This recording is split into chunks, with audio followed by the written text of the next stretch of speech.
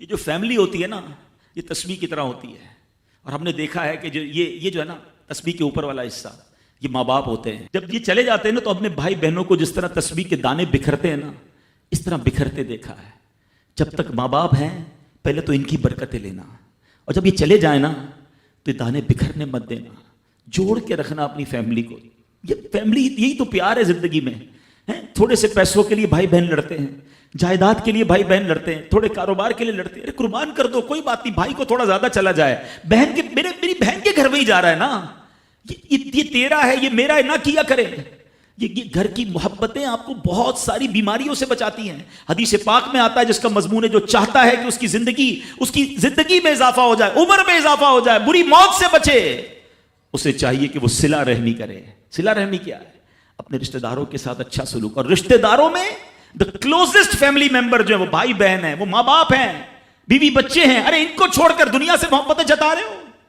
نہیں میرے پیارے اسلامی بھائیوں. تو اپنی بچیوں کے ساتھ اور اپنی بہنوں کے ساتھ بالخصوص اچھا سلوک کرنا. خوش نصیب ہے وہ بھائی جو بہنوں کا مان ہے، خوش نصیب ہے وہ جو والد جو اپنی بچیوں کے ساتھ اچھا برتاؤ کرتا ہے. بہنوں کی دعائیں بھائی کو بہت اوپر لے جاتی ہیں. خوش نصیب ہے وہ بھائی. اچھا ہمارے ایک اور نظام پتہ ہے کیا ہے کہ جب تک ماں باپ کے ساتھ رہ رہے ہیں تو چلے بھائی بہنوں میں پیار ہے. اب بھائی بہنوں میں شادی ہو گئی، سب کی شادیاں ہو گئیں اور ماں باپ چلے گئے، تو اب نارملی لوگ اپنی بہنوں کو اگنور کرتے ہیں. اب یار میں تو اپنی بیوی کو دیکھوں گا، اپنے بچوں کو دیکھوں گا، اپنی کمائی کو دیکھوں گا. نہیں، اب بھائی کا کام ہے کہ وہ والد کا کردار ادا کرے، بہنوں کو یہ احساس دلائے کہ تمہارے ماں باپ چلے گئے ہیں مگر تمہارے بھائی زندہ ہیں، ہر مشکل میں تمہارے بھائی تمہارے ساتھ کھڑے ہوں گے.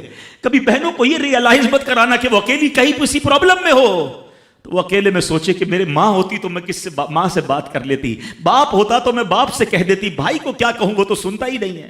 ہیں ایسے بھائی آج بھی کہ بہنیں انہیں اپنا دکھ بھی شیئر نہیں کرتی ہیں، بلکہ بھائیوں کو پڑی ہی نہیں ہے بہن کدھر گئی. یہ مت کرنا. اگر تم اپنے ماں باپ کی روح خوش کرنا چاہتے ہو نا تو بھائی بہن جڑ کے رہو، بھائی بہنوں میں پیار رکھو. یہ پیسہ سب کچھ نہیں ہے. ارے جو کچھ میرے پاس ہے اگر میرا بھائی بہنوں پہ خرچ ہو جائے تو اس سے اچھی کیا چیز ہے. یہ یاد رکھے جو سوشل میڈیا پہ ہزاروں فرینڈ بنائے بیٹھے نا کہ میرے 5000 فرینڈ تو میرے 10,000 فرینڈ، کسی دن بستر پر پڑو گے نا اسپتال میں تو اس بستر کے کنارے تمہیں تمہارے بھائی بہن ہی نظر آئیں گے.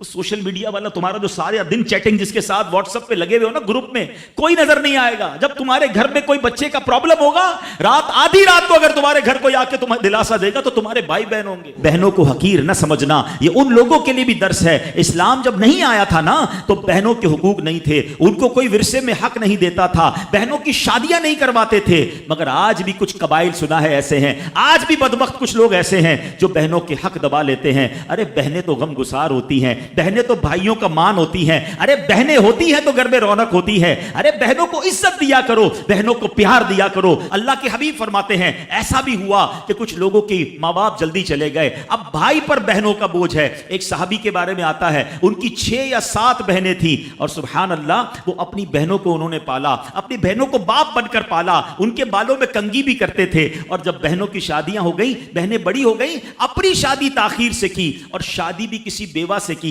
پوچھا گیا کہ کیوں بیوہ سے شادی کی؟ کہا میری بہنوں کو ایک ماں کی حاجت تھی، میں کوئی جوان لڑکی لے آتا تو بہنوں کا کیا ہوتا. اللہ اکبر، یہ صحابہ کا انداز. اور آج جو بہنوں کا حق دباتے ہیں، آج جو بہنوں کو ذلیل کرتے ہیں، نہ کرنا. ہمارا اسلام بہنوں سے محبت کا درس دیتا ہے.